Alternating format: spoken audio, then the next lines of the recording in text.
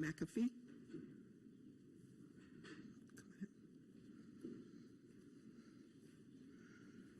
Hello, everyone. Hello, Council. Hello. So I didn't want to go first, but hey, I'm here, so why not? I'm a lifelong resident of Rialto. Actually, I grew up in Rialto, and I also have a business in Rialto. And for what it's worth, my father-in-law came to this country legally from Mexico. And I have family in Mexico, and I'm keenly aware of the political and social issues that face Mexico, and why obviously a lot of people might want to come here. That being said, I did hear obviously there's talk, and this is an issue that's being debated in cities all across the country, talk of maybe making Rialto a sanctuary city. First of all, I would say I don't really even understand if I know what that is. I would say that at a glance it would seem equivalent to like somebody walking into your house and maybe declaring one of your bedrooms a sanctuary bedroom. Again, I have more probably questions than anything else, but obviously whoever it is that's behind this movement, I would certainly like them to explain exactly what is a sanctuary city, and does that include offering perhaps a safe place for people that have committed crimes in this country? Not really sure on that one, but I'd like them to explain that, because obviously there is a criminal element that is here and is here illegally. And does that mean that this city will offer a sanctuary for someone that has committed a crime and obviously risk federal funding as a result? And I'll yield everybody else to comment further. All right, thank you.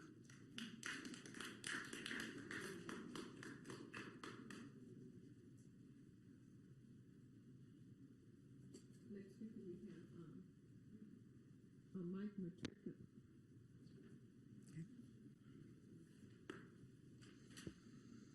Christina Pina was 14 years old when she was murdered on February 8, 1990. She was stabbed, raped, and murdered and abducted in Castro, California.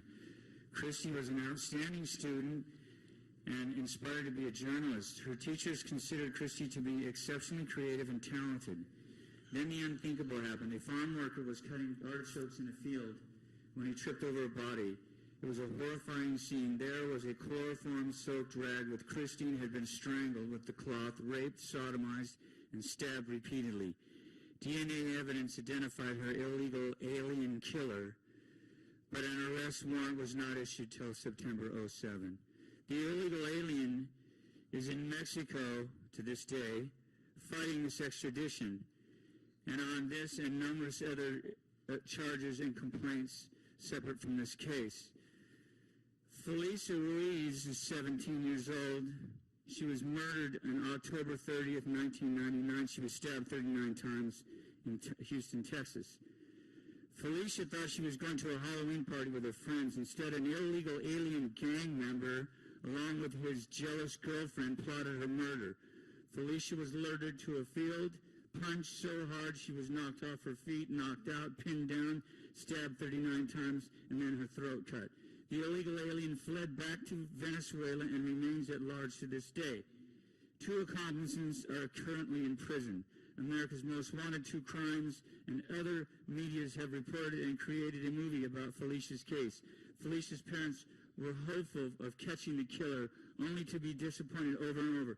The government of Venezuela has not cooperated in bringing justice to the Ruiz family. Now, this deal with sanctuary cities, if you're going to sanctuary city this town, you're spitting on these people's graves, and you're spitting in their parents that are still alive's faces, and you should be ashamed of yourself. And one other thing, you do not have any authority over immigration. None of you do. It belongs in the Congress of the United States. So none of you have any authority whatsoever to make this a sanctuary city. So please, don't spit on these people's graves, and don't spit in their family members' faces. I know their families. Thank you.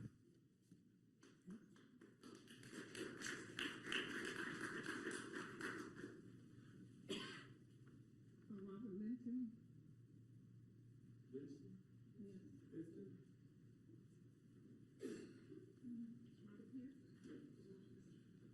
Robin.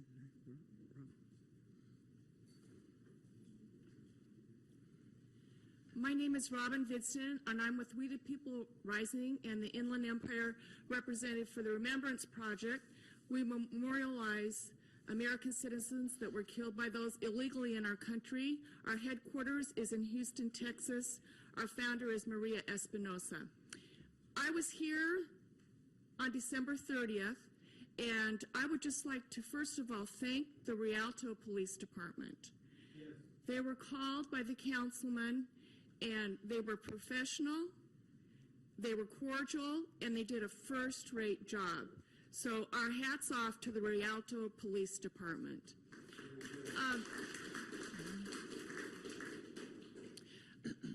We came that day to listen to what a sanctuary committee meeting in the city of Rialto would entail. We want to listen and answer questions. And the meeting did not go forward. That's been videotaped. Anyone can watch it on YouTube. It's had a lot of national media attention. But what we'd like to also talk about are some of the citizens here you see on the quilts that have lost their lives. Here are officers. And a common thread in the cities is that they are sanctuary cities. Los Angeles, I'm wearing a shirt honoring Tierra Stansberry. Recently in Los Angeles, you may have read about an abandoned building that was set on fire by a man illegally in our country. She was one of the 5 American citizens that died in that fire. And the man that killed her, he entered our country in 2012 and said that he was an unaccompanied minor. He was placed in Fullerton, and when the records came in from Honduras, they learned that he was an adult. Then he was set free on our soil. He went on to be arrested for drug charges, domestic abuse. One of his crimes was he kicked a woman in the face 10 times. This occurred on June 13th in Los Angeles. He had been in custody 5 days before for drug charges. So we were very concerned when we thought Rialto was going to become a possible sanctuary city, and that's why we showed up to listen and learn about the committee. So we are very happy to hear that it looks like the city's not going in that direction. And we would just like to say that please remember that our organization is motivated by love. Love of our families, love of our countries. All of these individuals, they were permanently separated from their families through no fault of their own.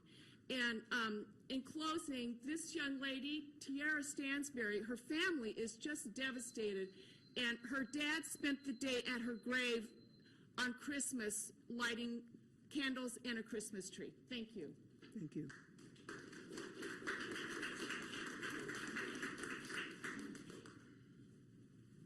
The next speaker we have is Lynn Ucho. K-O-U?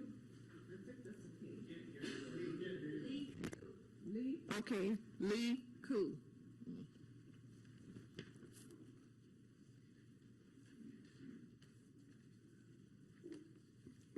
Hi, my name is Lee Koo, and I'm reading a letter from Agnes Gibbony. Mayor and council members, my name is Agnes Gibbony. I was not able to be present today, and this is my statement. I was at the first meeting of the Rialto Sanctuary City Committee hosted by Councilmember Rafael Trujillo on Friday, December 30th at 10 a.m. While I am not a resident of Rialto, I am concerned of this city became a sanctuary city. It would have a negative impact for the entire region and state. A safe haven for criminals is not a good thing. My only son, Ronald De Silva, was murdered by a previously deported illegal alien, along with thousands of other innocent victims. Mayors and council members of sanctuary cities have blood on their hands. Council Trujillo denied there was a meeting on a Friday when city offices are closed, that coffee and donuts were ready for the participants that included Councilwoman Blanca Gomez of Victorville, a newly elected council who cannot honestly state what the meeting is taking place, does not have the city of Rialto's best interests at heart, Mr. Trujillo forgot the oath he took to uphold the Constitution of the United States. Mr. Trujillo showed blatant disregard and disrespect to Rialto residents, neighboring cities, and U.S. citizens. Has Councilman Trujillo forget he is working for us, American citizens? Has Councilman Trujillo forget his obligation is to protect the residents of Rialto? Has he forgotten that it is a federal violation to harbor criminals? You as a city council should be very careful with Trujillo, what he represents, who he is associated with, and how it will impact your city and your reputation. Mr. Trujillo, you promised to invite me to the next Sanctuaries Committee meeting. I hope you keep your word. Thank you. Thank you. Next speaker we have June Hayes.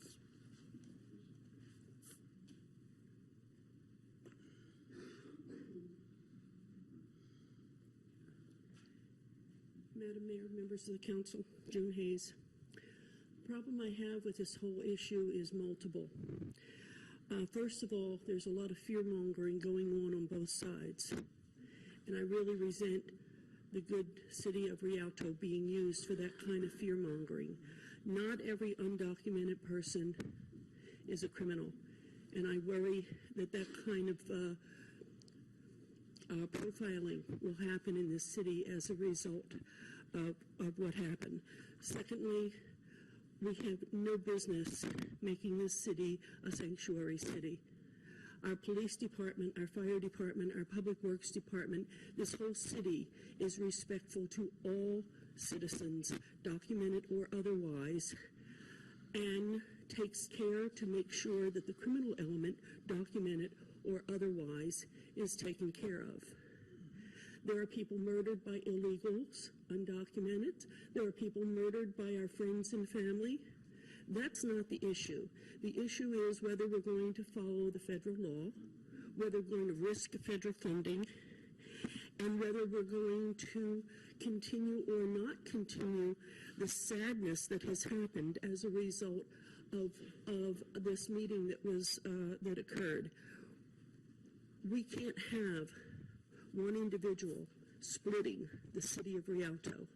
The mayor and councils of past have worked too hard to make this a good city. The people of Rialto have worked too hard to make this a good city, and we can't let anything split this city. So I ask that everybody use reason, that we keep our city safe, that we not be a sanctuary city, that we not even consider that, and that the political aspirations of one or more individuals not be used to split this city. Thank you.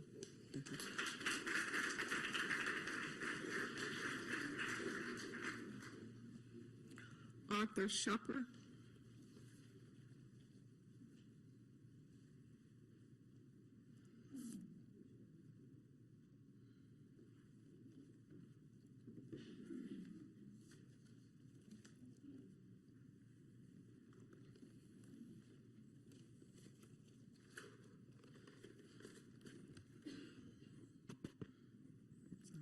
To the Rialto City Council. My name is Arthur Shopper, and I'm a member of We the People Rising. I live in Torrance, California, but I am aware that one of your city council members was attempting to enact a sanctuary city policy, which is a violation of federal law, and that affects me as much as every other citizen in this country. City Councilman Trujillo organized this meeting in private but on public property. I was expecting to speak with him about why it's wrong to enact such an immoral plot. Yet as soon as I and fellow citizens arrived, he started claiming that he was just coming to listen to constituents. He was trying to hold a private meeting on public policy in a public facility paid by taxpayer dollars. That is wrong. Now, here's what I was going to share with the councilman on Friday, December the 30th. I'm going to talk about young Ruben Morphine. He was a young boy, only 13 years old, and he lived in Salinas, California. He was on his way home from school, walking to his grandmother's house, and an illegal alien gang member confronted him. When the illegal asked him where he was from, he said, "I am an American." The illegal shot him in the back of the head, execution style. The doctor at the hospital told his mother, Angie, that half of the little boy's brain was missing. Then Reuben passed away. To this day, Angie lives a life sentence because her little boy is dead, even though the murderer was captured and sentenced. So every year on Reuben's birthday, she has to remember that her son was murdered. Every Christmas, Reuben is not there. Reuben would not have died if our nation's immigration laws had been enforced. He shouldn't have been here in the first place. I am an American, and this country is for American citizens and for immigrants, men and women who come here legally. Because of sanctuary city policies which have allowed illegal aliens to roam our country without fear of law enforcement, there have been unnecessary deaths, more senseless murders. Instead of enforcing the law in his city and this state, Councilman Trujillo made excuses, ran away from me and others, then fled from City Hall. He even attempted to scare away law-abiding citizens by calling the police, including the police chief. And for the record, I understand there were 5 police officers tops on patrol that day, and all 5 of them were at this city council. We didn't commit any crimes. And I want to thank the Rialto police for respecting our rights. We will not tolerate the disregard for the rule of law in our country and in our state. Councilman Trujillo, I have a question for you. Since you support illegal immigration, since you support sanctuary cities for illegal aliens instead of citizens, what would you like to tell Angie Morphine? What would you like to tell her? Or Lupe, her aunt, his aunt? And I urge a motion of censure against Mr. Trujillo. I think you should resign, sir. I am an American.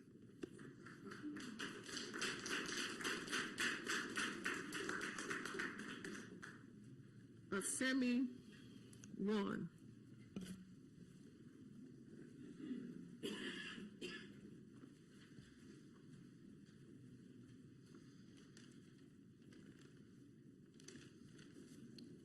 Do I press anything here? No. Start talking. Yeah, thank you again for inviting us allowing us to speak. Now, why are we having doors here in this building? Why do we have locked doors here? Why do you folks have locked doors at your homes? I'm a son of an immigrant. Oh, I'm sorry, a legal immigrant. My dad went through the front door of Angel Island. He was there in 1938, and there was thousands of us held up for months in Angel Island, slept on cots, not one of these little cots that you have single level, not 2-level bunks, 6 levels of canvas-type bunks on pillars that were just so flimsy. And I won't even say what they ate, if they ate. In spite of months crossing the Pacific Ocean, never-ending questioning, because they were Chinese. But he came to America legally. To this day, he's 97 years old, and he embraced the American values and spirit. He taught himself English, Chinglish. Yet he still maintained the Chinese heritage and culture. He became an American and thrived. He did not abandon his heritage. He taught us, his children, his extended family, how to respect our elders and others. He did not need to teach how to steal or break into other people's homes or break the law. That was inherent, not just of China or America, but human values and human decencies. Now, even if you were homeless and only had $10 to your name, which I had, and you simply did not break into people's homes, forcing them to be compassionate to your own challenges of life. If you want to show compassion to those who do you harm, then you should open up your doors, be that role model, and get rid of your own locks. You advocate for your so-called compassion to tell us the unemployed, the underemployed, overtaxed, overburdened, legally immigrated American citizens to give up so hard of all the work that we've done so hard. Then why don't you open up your doors and get rid of your locks? You advocate for or allow for sanctuary city status, then you will have, in effect, jeopardized the financial dependency of federal grants and your predecessors have cultivated. You thought that the grants and subsidies were free money. They weren't. They had strings attached.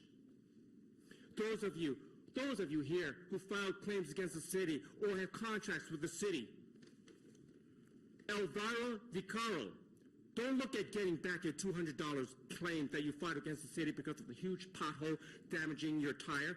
Richard Ortiz of Studio Roca, do you really think that you'd be first priority in getting that $21,000 for your American Architectural Design Services? Wayne Boyer, do you think you'll get that 4 Kevlar uniforms for our police in an amount of $16,000? That's it? Oh, okay, well. Thank you for allowing us to be an American citizen. Thank you. Thank you. Thank you.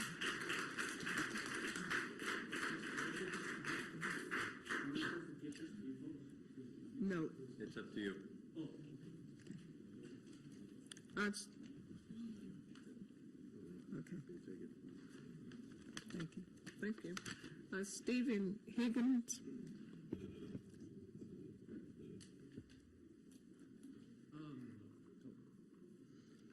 First, I want to thank you all for the public service you guys do. I'm a Rialto resident. I've lived here my whole life, grew up here, graduated from here. Thank you all for everything you're doing. I understand that this issue is a pretty serious question to a lot of people, and it's questioning a lot of things that go along the lines of morality, which is why I feel like I have to come and speak, because one of the things that I found growing up here that's the most important and the most valuable is the diversity that is here in the people. We don't have much besides the people, and that diversity has let me become a better person because I've been exposed to so many different cultures and so many different people. And I want to thank you for making this issue, and I'm glad so many people are now so interested in Rialto. I'm glad you guys are here being a part of this, because this is a very special town, and it's special because the people. And I'm here just growing up here. I've had many friends who were undocumented, and they are undocumented. They grew up here, graduated with me, and they're good people. Arguably, I've seen them do less crimes than people who are Americans because they're worried about getting in trouble more than the people who are citizens and can take that for granted. And the argument that we should blame everyone who's undocumented for the violent acts of a few, that logic doesn't make sense to me. And it doesn't make sense to me in the same way we shouldn't blame all police officers for the mistakes that one police officer might make. It's not right to blame a whole group for the individual acts of one person. And we have to be consistent with that logic. And in being consistent, I think we need to protect especially the children who are here, who've been here their whole lives. They don't know any other land. They don't know the other language. They don't know the other culture. And to think it's morally correct to take these people who are just as American as I am and put them into a place that's totally foreign to them, and you can call that a morally justified act, to me makes no sense. Yes, if you're a criminal and you are a violent act, you do violent acts, you should be punished, of course. But if your only crime is because you overstayed your visa, and you're going to risk somebody's whole life and livelihood and the contribution that they can give to our culture just because they overstayed their visa, to me that's not morally correct. And I'm sorry for anyone who suffered from a violent act in any way, whether if it's from an undocumented or undocumented. It's horrible and it's a tragedy. But you can't blame a whole group of people for the act of one person. It's wrong in all occasions. And I'm glad that this is a topic now. I was actually wondering what Rialto's policy was going to be, and these people have come to Rialto and put a spotlight on the dialogue that we need to have. And I'm glad that this dialogue's here, and I think that we need to talk about this more. And that's all I have to say. And thank you all. Thank you. The next speaker we have is Carolyn Gonzalez. Gonzalez? Yes, Carolyn Gonzalez.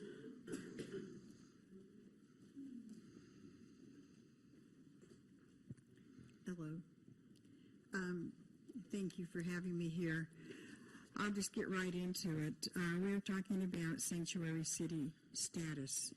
The Trust Act is a sanctuary city law for the entire state of California.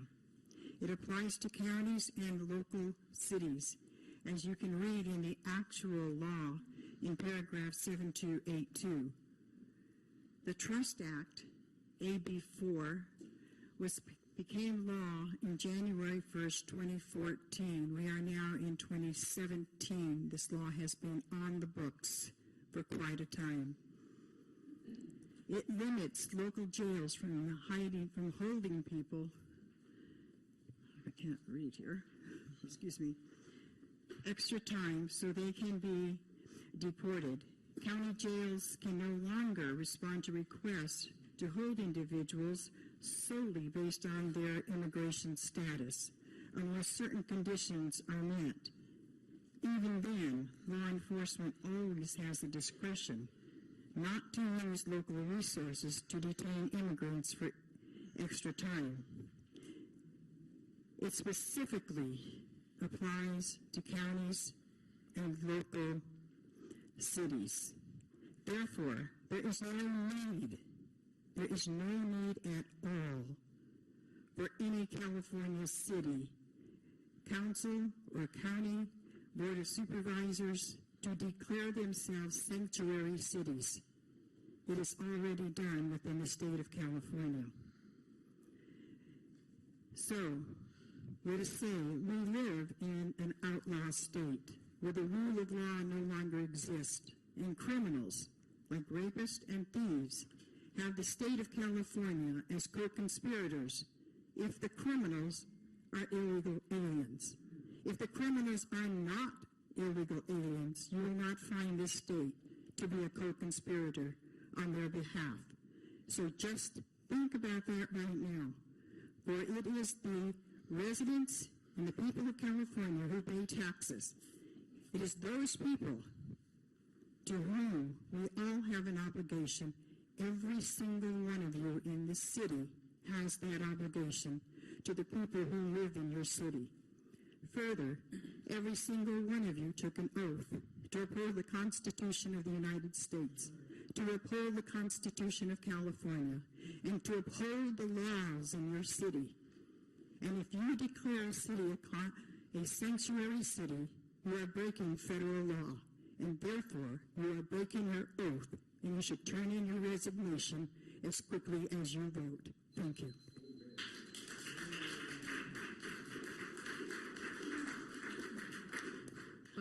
Juliet Neal.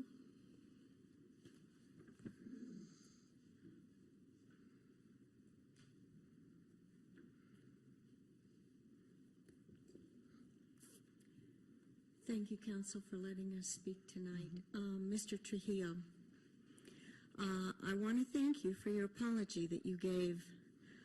You know you acted against the laws, and you're admitting that was a honorable thing to do, because you put your entire city and your entire council at odds with the people of your community and the people of the county.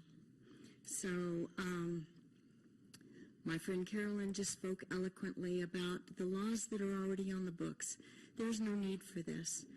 But what you need to consider, what all of you need to consider who sit up here and represent the people who actually voted for you, is that you are going to jeopardize federal funding and federal grants.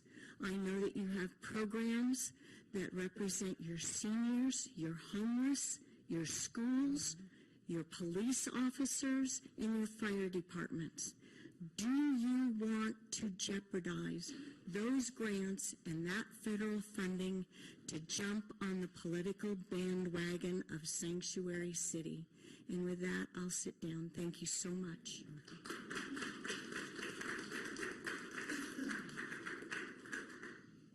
Trustee Katz.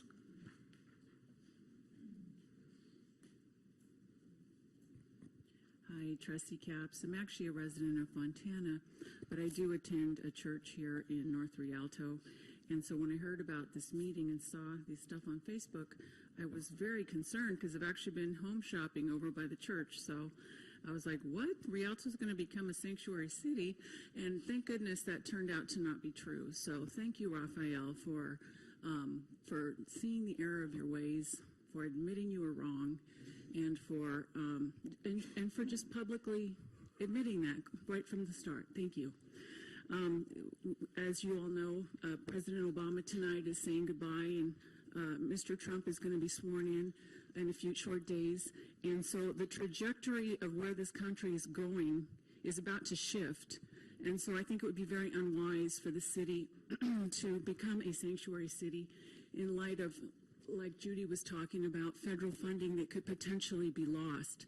I know there's a bill, H.R. 83, that Congressman Lou Barletta just introduced, and he has some co-sponsors that got on board yesterday, 3 different representatives. So, and this bill would actually mobilize against Sanctuary Cities Act, would go to make that law. Now, whether or not that passes, who knows? But the point is, we need to stop and see where we're going as a nation regarding this issue.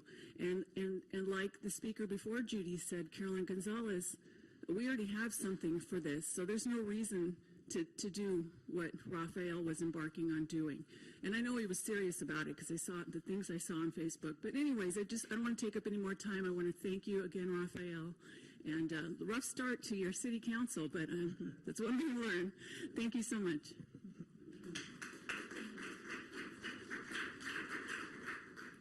Next speaker, Gregory Britton.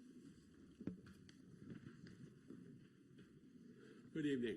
First, I want to thank everyone for coming out. Just as Louis Brandeis said, that the most important political office is that of the private citizen. And I want to thank everyone for coming out and helping to fulfill the obligations of your most important political office. All across California, government officials are literally and figuratively standing in the schoolhouse doors to block enforcement of federal law. And unlike many things that the federal government does, immigration is one of the areas that the Constitution gives responsibility to the federal government. And interesting also, like the last time that happened, the government officials that are doing that are Democrats. I wonder why that is. Should America have and enforce immigration laws? Does the law of supply and demand apply to the labor market? We've talked about many of the people that were tragically killed by illegal immigrants, and so many of those, the perpetrators were in the hands of state and local law enforcement officials, and they were let go instead of being deported. And that's what a sanctuary city or sanctuary state policy does. So pointed out, that is illegal and would violate all of your oaths of office to uphold and implement such a policy. But the costs of immigration and illegal immigration go beyond the people that have been so tragically victimized by crime. Because the amount of acceptable crime by illegal immigrants should be 0. Because all of those crimes would not have occurred if we enforced our immigration laws. But the cost of this goes far beyond that. California taxpayers pay more than $25 billion per year for illegal immigrants. How much better could schools and our roads and everything else be if we could redirect that money towards Californian citizens, to Americans, and not to illegal immigrants? If you let people break the law and you reward them for breaking the law by letting them stay here and have jobs here, you only encourage more law breaking. America should be a nation of laws, not of men. Maybe you don't like the immigration laws. Well, then you need to elect a different president and a different Congress to change those laws, not violate the laws because you think you have a higher purpose in violating the law.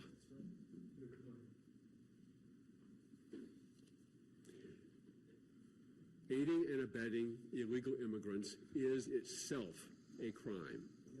Illegal immigrants are not undocumented. That is like saying a burglar is an undocumented house guest. Let's at least be truthful in our language. They are illegal immigrants, and they should be returned to their home country. If they want to come here, there's a path to citizenship. It is called legal immigration, and that's the path they should take. Thank you. Thank you. The next speaker we have is Lizette Mendoza.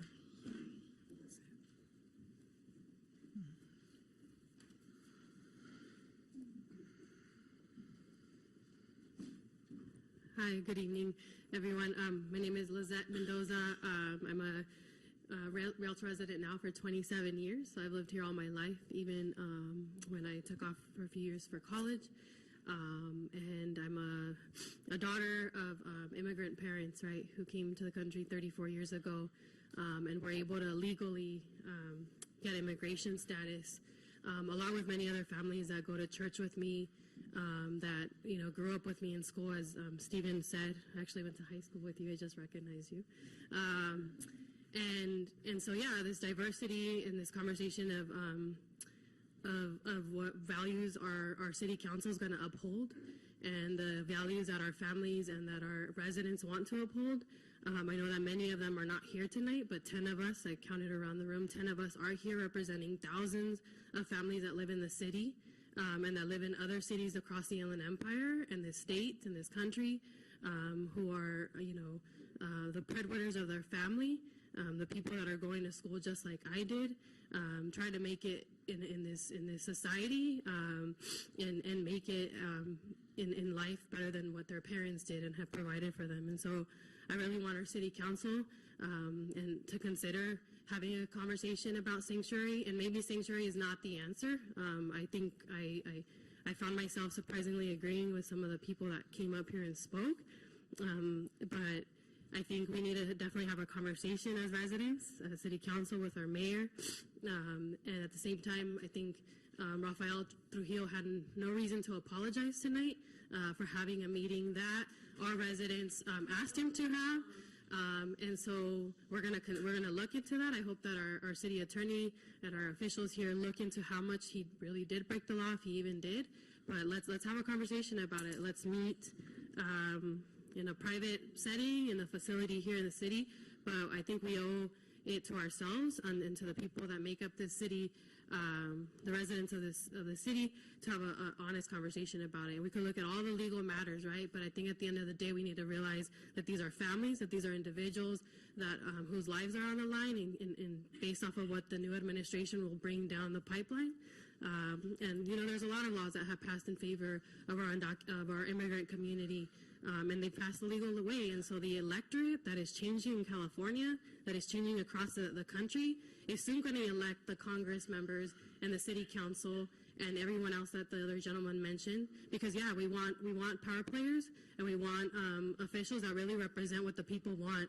And the people want a conversation about what's going to happen with our immigrant families, with our Muslim families, with women, with the people that are most targeted by this new administration and by some of the people that are unfortunately here tonight. But I ask that you respond to what Rialto residents want, to what the rest of the Inland Empire wants, and that we have a conversation on both sides. And so let's research it, and let's make something happen that really affects for the good of our community. So thank you for your time today. The next speaker, Robert Torres. Robert Torres.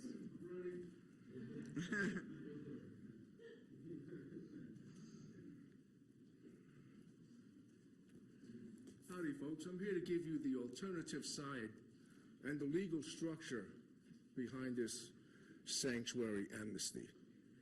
What you're looking at here is 15,000-year-old Native American DNA, which is a combination of Russian First People 65,000 and China First People 45,000, and transcontinental European ancestry. That means all of us here. Now, that said, Native American people are sovereign and indigenous to this hemisphere, and only this hemisphere, North, Central, and South. The Native American mixed with the transcontinental European, according to Professor Saul Abrams in the History of the Jews, that makes 95% of me. That said, according to the Supreme Court ruling of 1812, one-drop Indian, I am Native American. The Mexican, Cuban, Salvadoranian, St. Kitts, Bermuda, Colombia, Patagonia are all Native American and transcontinental European mix, only existing in this hemisphere. For us to deny the migration of the indigenous people in accordance with the 1947 United Nations Charter, which stipulates the indigenous people have the human right to traverse all of our ancient corridors. I'm here 13,500 years in the Yucatan, 1,800 years in Puerto Rico, 600 years in North America. Now, you cannot honestly make a decision or any decision to violate my human right, just like you cannot violate my human right to drink water. And anyone who thinks that I am illegal, my paperwork is in my DNA. I'm here 15,000 years. So, I'm not being facetious, but this is basically it. We have a rule of law, or we have a fantasy rule of law. The fantasy rule of law allows us to use our systemic American, European, continental racism to make these laws. Now, persons say they lost this, they lost that. I lost 15 million brothers in North America and 25 million brothers in South America. And all because I opened my door to you and I says, come and eat with me. So now I'm not illegal. So if you're going to try to kick me out, you better check my DNA. And if you're not as pure as I am, you're creating the ambiance for civil world unrest. We are a racist country. There's no doubt about it. 13th Amendment, 5th Amendment that says, everybody's free except your slave. So, it's a cultural racism and it's systemic in with us. We can do the Christian thing. The Christian philosopher said, one universal. We are one universal. Anything less than that is separatism. And if you separate the one universal of humanity, you are dealing with the side that is against humanity. The side that is against humanity is also against knowledge and light, and that's what the Kabbalist Hebrew call Satan. So we go there or not. Now, if you want some more? Your time is up. My time's up. Please, protect America. I've already got a bomb shelter. Next speaker, Captain Ponce. Thank you. Good evening, Rialto City Council. Kathy Ponce, leader of the Freedom Tea Party Patriots. If you want to come by and listen, you are invited to the first meeting of the Rialto Sanctuary City Committee meeting, Friday, December 30th. This is a small group meeting focused on Rialto residents who want to help us lead us into the work that needs to be done. One man from your city council took it upon himself to take work on to make your city a sanctuary city.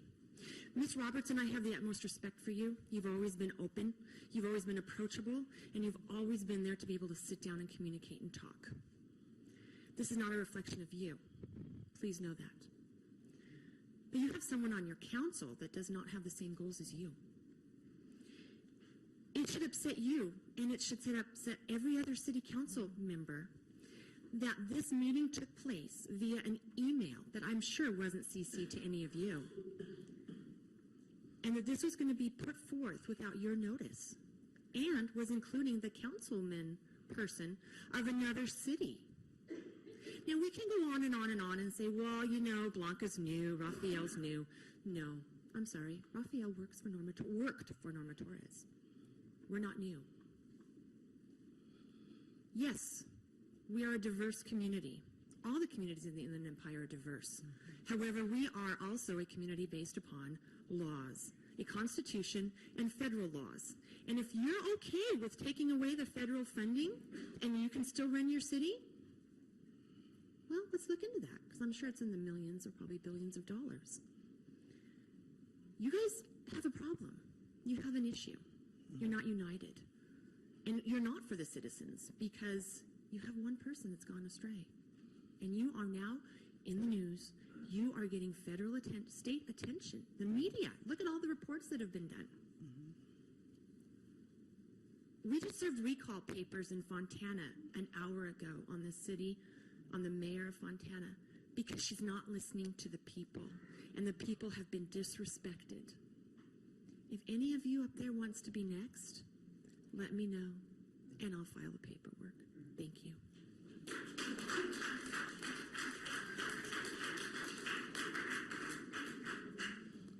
The next speaker is Robert Newman, Robert Newman, the second PhD.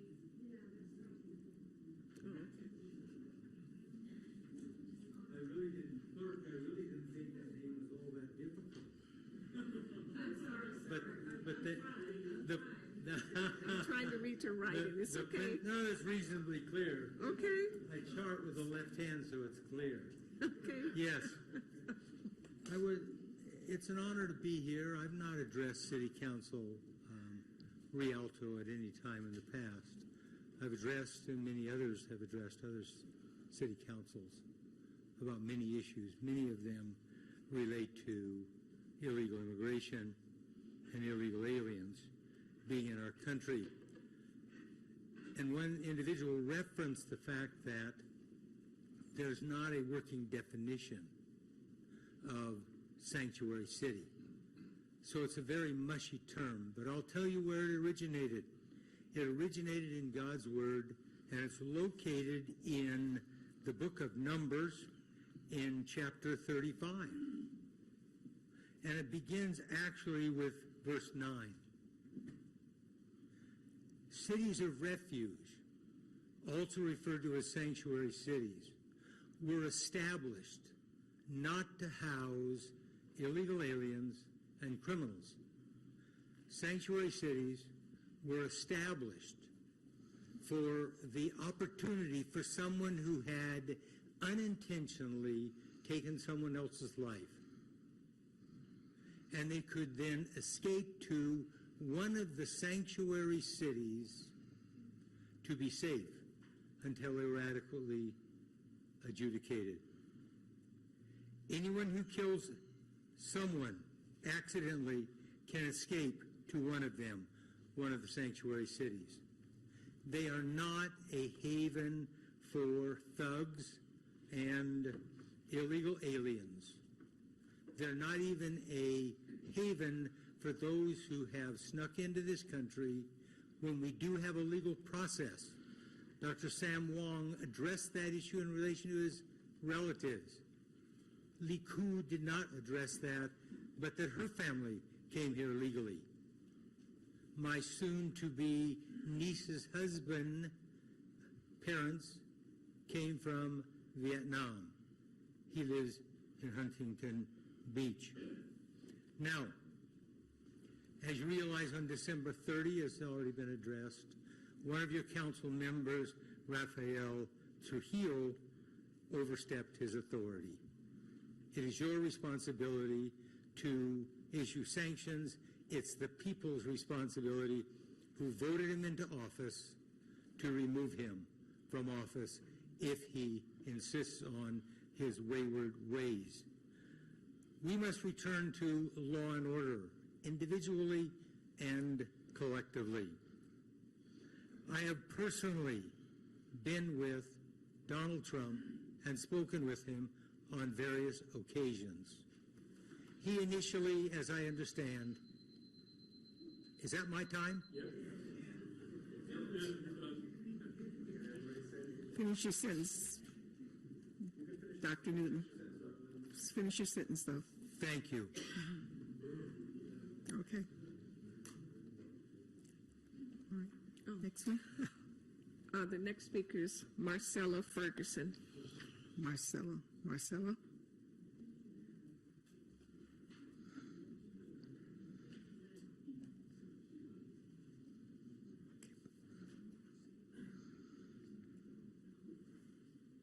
So she's not here.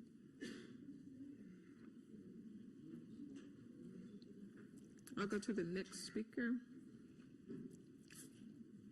The next speaker is, I'm not sure how you pronounce this. I will spell it I-P-Y-A. Okay.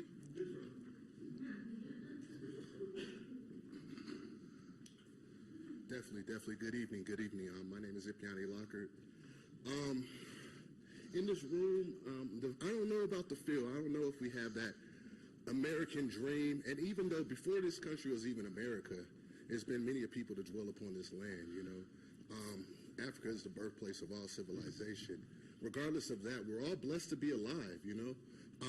Maybe I'm rare in my time that I try to see the best of people in humanity, and I hope that, you know, maybe sanctuary is not the right term that we should be using, but we should offer some kind of support for those that have came to this country and want to reach for a better dream and working hard to achieve those things. I think that's the kind of effort that we all want to support and see in our community, that people are willing to work to achieve that dream or vision that each of us has been given, because we all have been given a vision. We all have been given a dream. I mean, in my heart of hearts, I just wish that we could get to a place as a nation, as a country, as a world, where we cherish and respect each other. We honor each other's culture. We see the value. We see that each one of these cultures makes this collage of life and humanity that we are all blessed to be dwelling in and breathing in at this very moment. So my hopes are just that we can get past the things that divide us in this world, religion, color, and things of that nature. We are all human beings. And I feel like it's about the children first and foremost in my mind. Because a lot of us that are in this room, at some point in time, if you go down your generations, your people came from somewhere.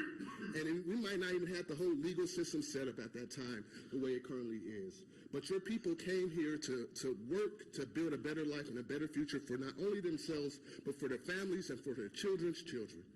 And I feel like we can come together. We have to come together. If anything major happens in this world, we have to unify as America.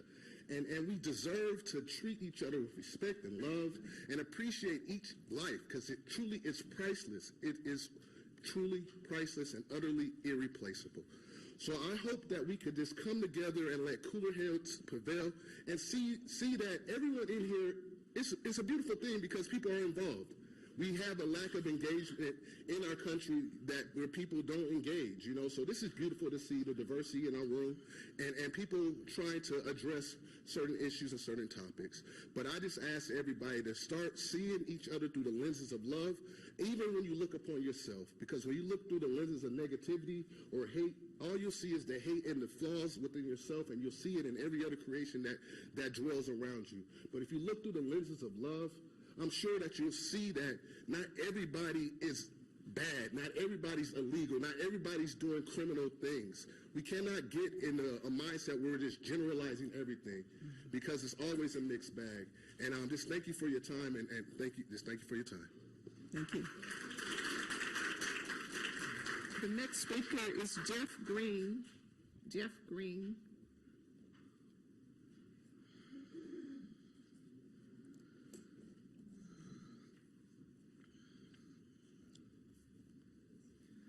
I wasn't going to speak because I'm a foreigner from Riverside, but I wanted to,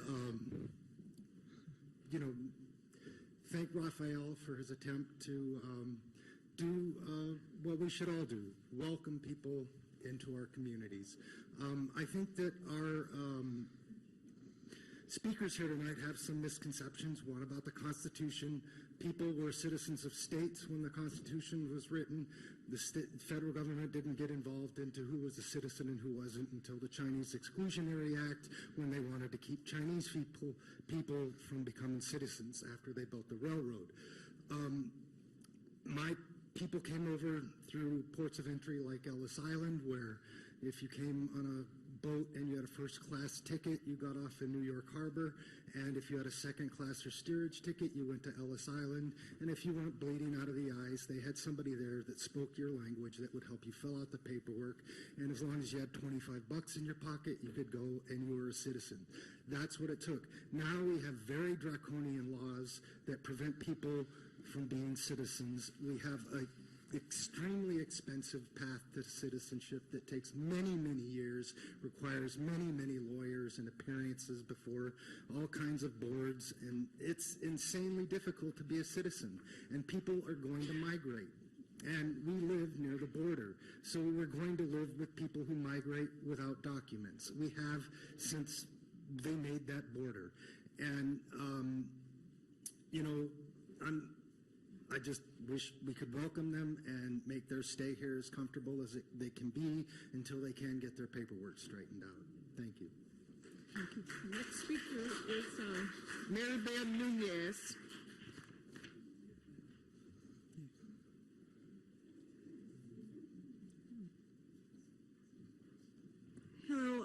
is Maribel Nunez. I work with an organization that's anti-poverty.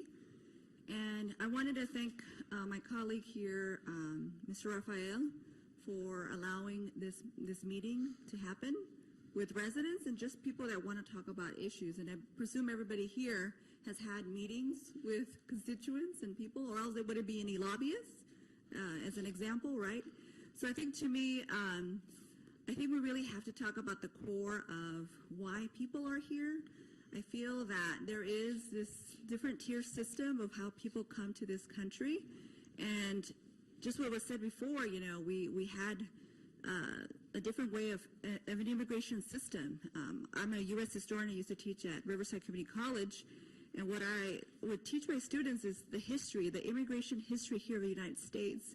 And so why is it different before than what it is now? And so I don't know, and I don't know why that's the case. And I think that we talk about taxpayer costs and everything, but when you look at undocumented immigrants, there's millions of dollars that they're taxpayers. You know, you don't check their green card if they're paying taxes. Everybody pays taxes, and they work so much. Like when they work in warehouses, the way it's done sometimes, because there's not enough opportunities, is that they get paid by employers sometimes with debit cards. And so they are not going into the Social Security system. So we're actually sucking up more than what they're giving to us. Is just insane to me that we are exploiting. And I think that sometimes maybe these immigration laws are happening to exploit a group of people. And I think in the end, I think we need to figure out what makes sense. But in the end, you know, like I said, we are human beings. And like I said, somebody was saying here about, you know, the federal election, there was an election. There's big theories about how that election results came about.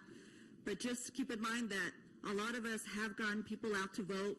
We register people to vote. We made them citizens. And we're going to be ready for the midterm elections. That I will tell you. And hopefully people reconsider, you know, the hatred and the racism that is here embedded here in this room and in other spaces.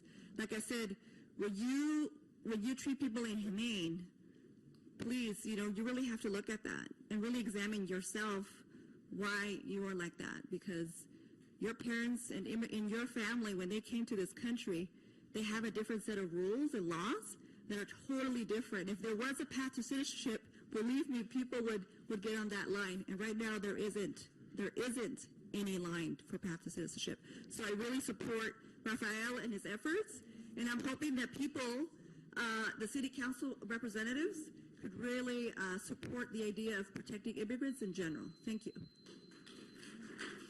Thank you. May we have Robin Viston from Where the People Rising? Okay. How do you pronounce your last name? Okay, thank you. H is silent. May I have Louis Nagasco? What is this? N-O? What's here? Nalasco? Yeah, but your writing is not that great. Complicated one.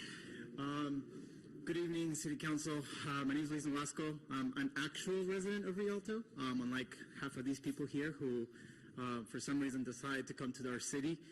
I went to Simpson Elementary, J. Hugh Middle School, and graduated from Rialto High School. So this is my town. I like to say that I'm a product of Rialto. Wherever I go, I'm proud of this city. I love this city. And, you know, one quick comment I'll make before I get into the rest is we're really talking about due process for all people, right? The basic rights that the Constitution entitles to all people, right? The Constitution doesn't discriminate on people who don't have an immigration status. But more importantly, I think the discussion here is about who are we talking about and who are the people that we're trying to protect. The people here in this room are not representative of Rialto. Sorry to break it, but, you know, growing up here, white people were the minority. You know, the reality is that Black and Latinos are a majority of the city, and that is representative of the city, right? And that's going to continue to be the case in the future generations. And we got to talk about the future, right? Like, I mean, it's kind of mean for me to say it, but these people have probably like 5 years left, and they're gonna be gone. And we got to talk about the future. The youth, including myself and the other youth that are here, right? We are the future, and we don't want to see an America that is hateful. I don't want my kids, if I continue to live here in Rialto, to live in a city that is going to constantly target them. That's just the reality. My family is full of immigrants. We live here in Rialto. We are proud to be immigrants. I'm just kind of like a little disappointed that you're all caving in so quickly to people that don't even live in our city. I would say have the discussions with Rialto residents first. I've gone to talk to other city council meetings before, and they're always very vocal about, hey, we only want to listen to people that live in the city. So, to these people, they don't even go here. So first have discussions with the Rialto residents like ours, and that's why I think Rafael, I'm one of the people that requested that meeting, so I'm thankful for what he did, and he shouldn't be apologizing for actually moving us forward. And all of California is behind cities that are doing this. So whether they like it or not, the majority of the state is moving in that direction. So Rialto has a decision whether to stand on the right side of history or continue to side with the oppressors. So that's all I'm going to say. Thank you.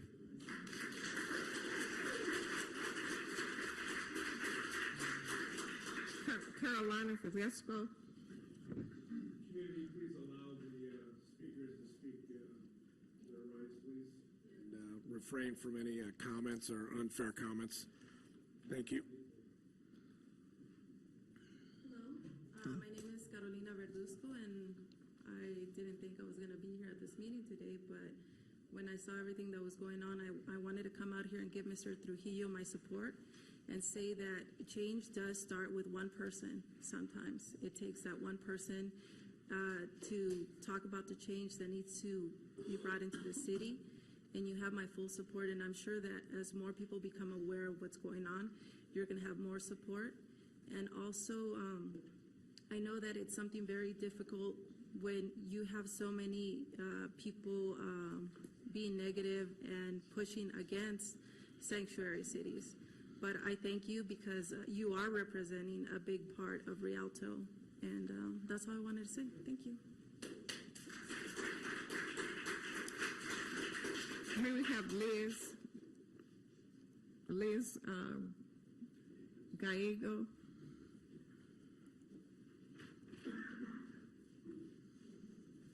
Good evening, Honorable City Council. I am here representing thousands of your residents in Rialto that actually voted for you and that live here. And I do respect everybody's opinion, but I may not agree with a lot of them, but it's about respect. It's always about respect and communication, and I think the communication piece was something that our council member, Rafael Trujillo, did seek out to the residents and their issues and their needs and their anxieties as we're living these times during our here in our country. At the end of the day, we all have different opinions, but the opinions that count here today is the opinions of the city and your residents. As many have said, many of us might not live here in Rialto, but we do have a tremendous base that is here and may not be here because of fear, although they might be U.S. citizens, but then there's still that fear of people that may not agree with them, that may come out with racism or whatnot. But I mean, we all have our personal opinions, but I do ask each and one of you, the community, I know Channel 3 is up and they're watching all of you, and they will be listening to what you have to say. And I don't think, I know that as City Council Trujillo did nothing wrong. He just answered his community to meet with them, to hear their needs, and that's what I believe that's what the job of all city council, and not only city council but all members of government, is to listen to the residents and actually represent the residents that actually put them in office. So a lot of people might be scared to speak out today. There's no fear. We have a constitution that protects us. our Constitution says no human being is illegal. So we might not all agree, but that's what it is. At the end of the day, that's what it is. And I'm asking all of you, I know many of you for many years, and the community is looking. They might not be vocal right now because of fear, but they're watching, and we're asking you to please do the right thing, and it's about dignity and humanity to our people that live in fear. People that don't know what the struggle of the community is, they don't understand how much fear our community lives in, because you have not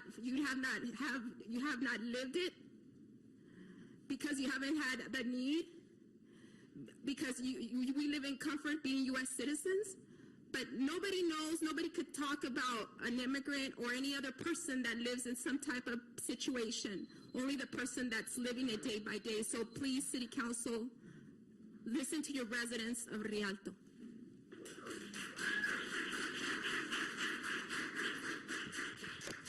Madam Mayor, all your other items that for oral communications, for oral comments, for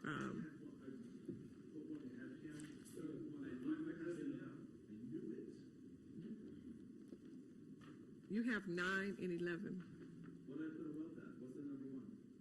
Public comment 9 and 11. Dave Phillips, you want to come and speak, please? There's okay. Mr. Loudon. Okay. We called you. Go ahead, Mr. Phillips. Madam Mayor. I don't have a advocate sitting on City Council anymore, so when you do that, I'm sorry, I have to speak up loud. I can't just, I probably should have texted Mike like I used to have to when you passed me over for wanting to speak up. I'm sorry for the young man who is so upset that there's white people here. I'm actually happy that he identified that we are now the minority.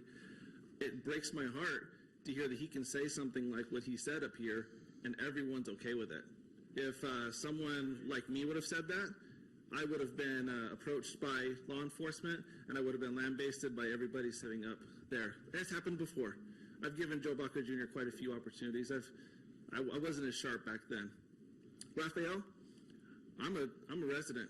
I'm a constituent. Whether you like it or not, I don't like it, but whether you and I like it or not, I'm a constituent. Blanca sent me that message. Why was I not allowed to hear about sanctuary cities? What was the disconnect? Was I verbally aggressive towards you? I didn't even pull out my camera. When I approached you to talk to you about it, because you would only speak to constituents, you pointed out the fact of how badly you beat me in the city council race. You said I had sour grapes. I felt sorry for what you were going through up until that moment. After that moment, I was having a great time. Basically, if you're going to speak that poignantly, and you're going to have that kinds of an attitude over the win on city council, sorry, I don't feel sorry for you anymore. I'm a constituent. I know that you have a message that we're supposed to sit down. That's never going to happen. I know that. When you pointed out on December 30th that you had not heard from me since the election, it was because you were never going to take my call. You would never take my email. So the thought process that you were meeting with constituents is false. You were meeting with, as some of these people on the other side of the aisle pointed out, you were meeting with special interests. You were meeting with people that have been in your former boss's office. You're meeting with people that follow your ideology. You weren't going to listen to anybody that was outside of the thoughts of the day. I actually had something good happen that day. Mr. Scott and I had a very nice conversation and shook hands. That hasn't happened in quite a few years. So thank you for that. We got a chance to talk cordially. I'm a resident. I'm a constituent. And whether the young man out there likes it or not, I am trying to do good things for this community, but I would love to thank you so much. We have never had more traffic on the blog in any year. January is a banner year. 4,000 hits and only in the second week. So thank you so much. Thank you for making me a rock star, and thank you for making my advertisers extremely happy. Thank you.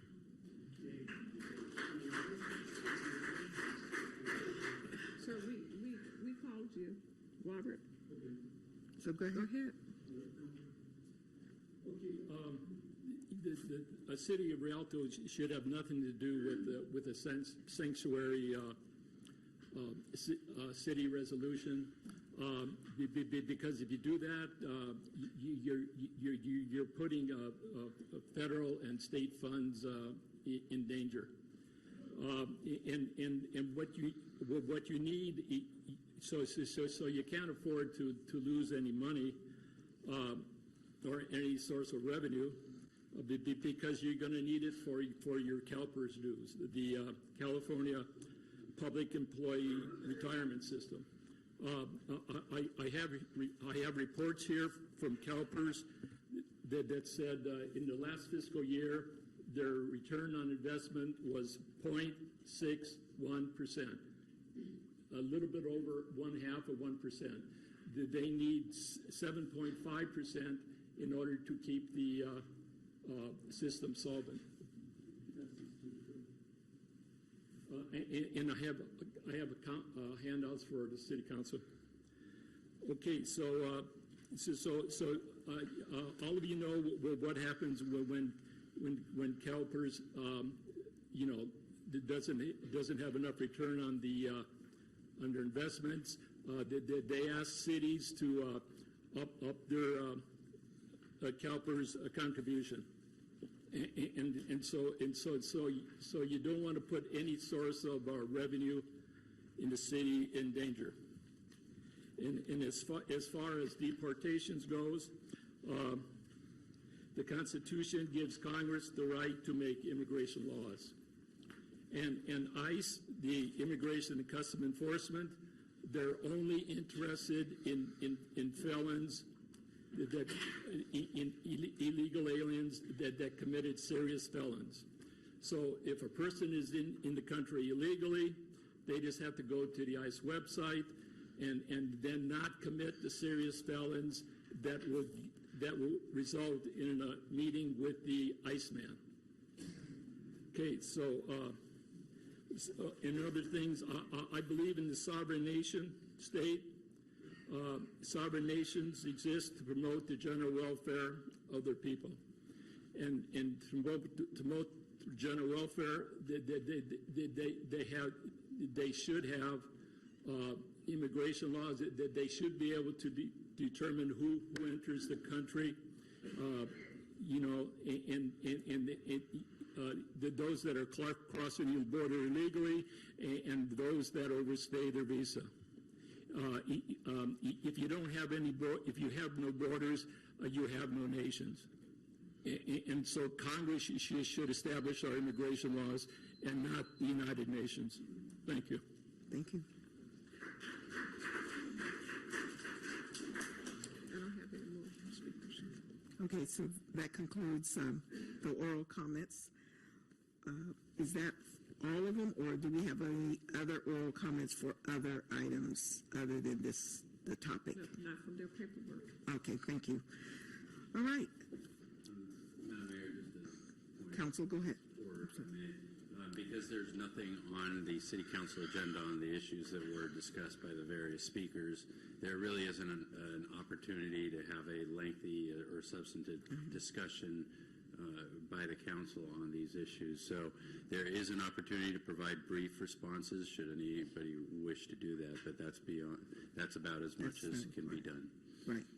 Thank you. Now, I was just, my comments were going to be just to thank everyone who took the time to come out, and, we also took the time to hear your concerns and accept your comments. This is oral communication, so this is not an item that's agendized, so this is not a two-way dialogue.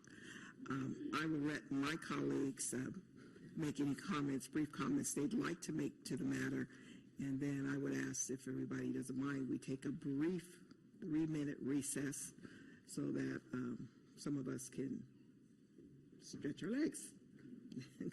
Starting with, would you like, Councilmember Scott? Yes. I have a couple of questions for Mr. Story. Mr. Story, at any time did any one of the council members up here request the use of the room or any city staff or city funding for the sanctuary meeting that was discussed? No. Okay. And has there been any discussion amongst yourself, staff members, or other council members about Rialto seeking to become a sanctuary city? No. Okay. And my final comment is that I'm married to an immigrant. She immigrated to this country in 1985, and I'm very proud of her. And I'm also very proud of my son, who's no longer with us. So for those people who have lost children as a result of any kind of violence, and my son died as a result of violence, my heart goes out to you, because there's nothing like any family member losing their child. So my heart goes out to those people. Having said that, I have a serious concern about federal funding. And I know Mr. Phillips wants to speak tonight about our travel to Washington, D.C., so I kind of want to explain that we're going to Washington, D.C. next week, 4 of us, I guess. The mayor has her own stuff to do with the mayor's conference. The police chief, Lieutenant Stella, myself, we're going on a mission to raise federal funds and bring federal funds back to our city. And back in 2014, 2015, when certain council members up here curtailed our travel, and none of us, except I believe maybe the mayor, went to Washington, D.C., we brought in $3,036,000 to the city. In the fiscal year of 2015-2016, when we all went back there, we brought $5,609,000 in. In this last year, 2016-2017, we've brought $8,359,000 in. That's a total of $17,408,000 that we've gone back to Washington, D.C., met with our representatives, whether they're Republican or Democrat, we meet with them, and we ask for funding for such stuff as CDBG, which helps a lot of people in this community that aren't as fortunate as some of the rest of us. It brings a lot of funding to our police department. And that's not even to mention what schools get from Washington, D.C. So we work hard to bring back money from Washington, D.C. And the fact that we do spend some money traveling back there, I say so be it, because it's well worth the trips. It's well worth dealing with issues. For instance, this trip we're going back to talk to our newest senator, Carmela Harris, about the drug problems in our communities, whether it be opiates, prescription drugs, heroin, nitrous oxide, whatever it might be, and the fact that it's destroying our families and our kids. That's what we go back to Washington, D.C. for. I have a serious concern about us losing any of that funding, and I don't want to see us do that, and I will not support anything that jeopardizes that funding. And I love everybody in this community. I've lived here 30-some years. It's a very diverse community, but it's a very good city, and it's been very good to me, my family, and all of us up here. It's a great city, and I love it, and I want everybody in this city to have a good life and be happy. Thank you. Thank you. Did any of you other council members or Mayor Pro Tem? Yeah, thank you, Madam Mayor. First of all, I want to thank all the residents and community members and those in attendance for sharing their opinions. I think dialogue's important, hearing people's opinions. Agreeing to disagree is okay. I don't like the idea of bringing racism up. That's a concern to me. I think we've made a lot of progress with civil rights and some of the tragedies that we've gone through in this country, and we got to continue to make progress, and I think it's important we focus on progress in the city of Rialto. You know, I've served on the city council for 10 years, going into my 11th year. We got a lot of pressing issues on the agenda tonight, which I think are high priority. I look at one agenda item, which is going to be an economic development decision that we're going to make. Probably one of the biggest decisions that this city council will make. Probably one of the last big projects we're going to finish in this city.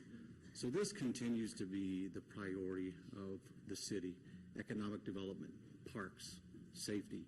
Right now we're in a situation, we have heavy rainfalls, making sure our catch basins are clean, our potholes are fixed. This will continue to be my priority in the city. That hasn't changed. It won't waver and wave. Everybody knows where I stand on issues. I've been very clear on the issues. But I don't want to see racism or hatred incited in this city. We got a lot of good people in this city, a lot of good kids, a lot of good families. And I don't want the idea of beginning to profile people. And, I don't know what an immigrant looks like. And as a U.S. history teacher, one of the questions I ask students, what does an immigrant look like? And I get a strong range of answers. What does an immigrant look like? I don't know. We all look different. We're all different sizes, shapes, colors, skin tones, whatever the case may be, languages. But, we're very diverse. I'm very proud of my wife, the mother of 2 children. She was an undocumented immigrant here in this country. Now she's an American citizen. She's just as American as any one of us. My in-laws live in Fontana. They were undocumented here. Came here for a better way of life. I'm very proud of them. And had it not been for Ronald Reagan, they would not be citizens of the United States.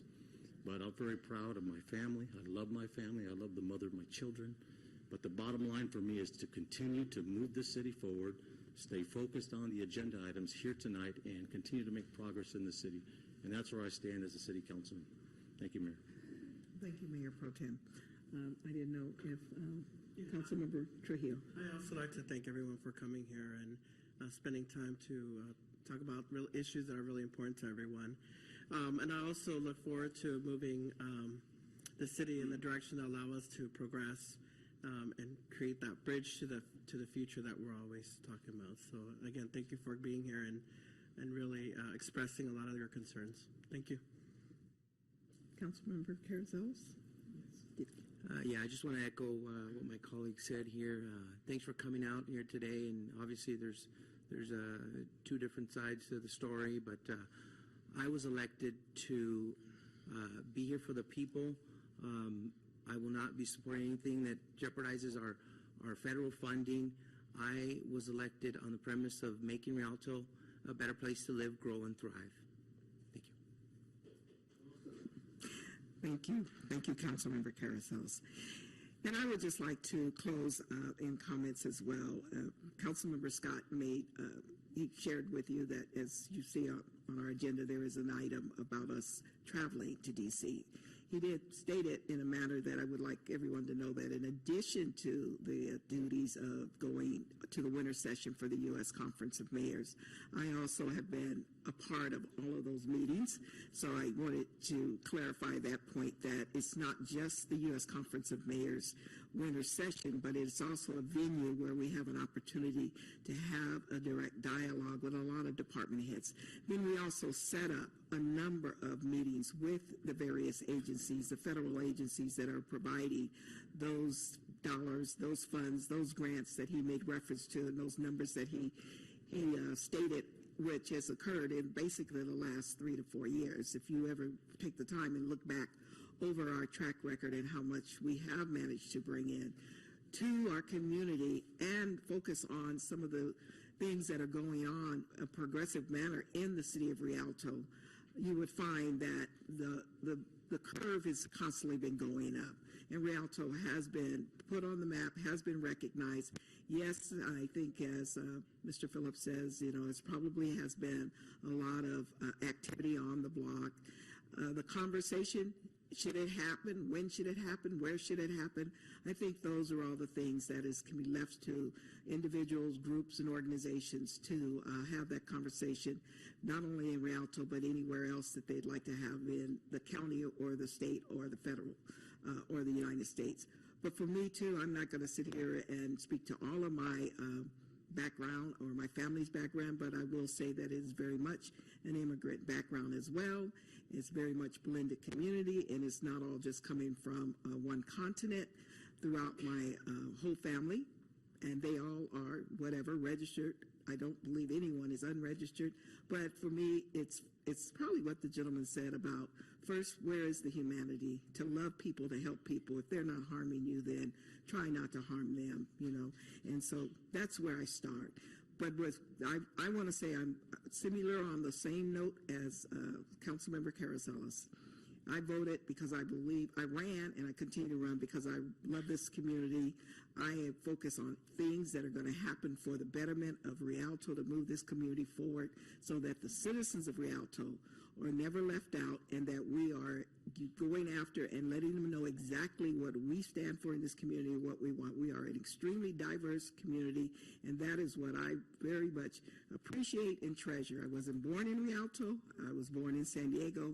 But I guess I just want to say my focus first more is to move this community forward, to make sure that we have everything that we need. And I really do appreciate everyone who came out. And I appreciate also Kathy, Ms. Pond, who has been here before, who has come and spoken various occasions. I know she stepped out of the room, as well as Trustee and all the others who come, not just for this issue, but they do come when there is something that they want to make sure that we keep ourselves aware and focused to listen to all of the dialogue. So with that, again, I thank everyone for coming out. It is not, as I have said and responded to a number of people who have called me, emailed me, and been kind enough to even give me their names. Some people have not. And those that have not, there's not much more dialogue I need to have with you, but they have given me their names, and I've assured them that that is not an action that is before this council. And that is, therefore, that is not an item that we really are. People told me we were acting on the ordinance, voting on ordinance, and I tried to tell them that is not an action before this council. So I hope that you have understood that and looked over the agenda. And if and when it ever should become, it would be a publicly noticed activity that everybody would be able to really come back and give their input on it if that's of your concern and if you so desire. So again, thank you, everyone. I hope you will stay so you can observe this council, our first meeting of the year, and we've got a number of things to tackle. But if you don't mind, I'd like to take a 3-minute recess. Okay? Okay, thank you.